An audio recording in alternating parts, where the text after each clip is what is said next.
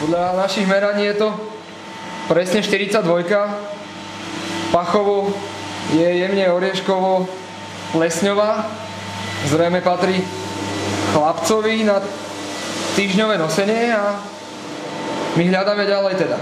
Tu priamo za mňou sa nachádza prevádzkarka podniku, v ktorom sa odohrala naša ponožková aféra. Správa sa agresívne, správa sa nepríjemne, ale získame od nej nejaké vyjadrenie. Stali sme sa terčami útoku, ale prestrihneme to a privedeme vás ďalej. Po viacerých telefonátoch a urgenciách sa nám podarilo prizvať na kameru priamo majiteľa podniku Unik, kde sa odohrala ponožková aféra. Dokonca sa nám podarilo ho posadiť vedľa inkriminovanej ponožky. A teraz sa ho už spýtame, čo si o tom všetko myslí.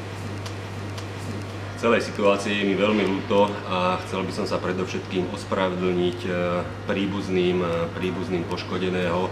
Verím, že strata ponožky môže zanechať aj v rámci rodinných vzťahov vážne šrámy. Každopádne ja dúfam, že toto sa už nebude viac opakovať a aj v rámci nášho klubu som prijal vážne personálne rozhodnutia a rozhodne aj budú nasledovať tvrdé postihy. Ide do tuého. Robíme všetko preto, aby sme ponožkový prípad vyriešili. Zavolali sme dokonca Sloboda so špeciálne cvičeným ponožkovým psom. Hľadaj!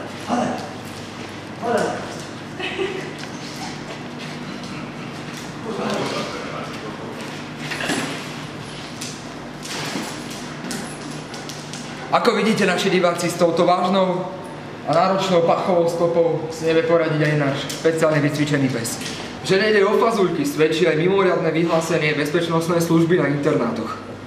Vzhľadom na závažnosť tejto situácie žiadam všetkých ubytovaných, aby neodkladne poskytli všetky informácie, ktoré by viedli k nájdeniu tohto páchateľa internátnej bezpečnostnej službe.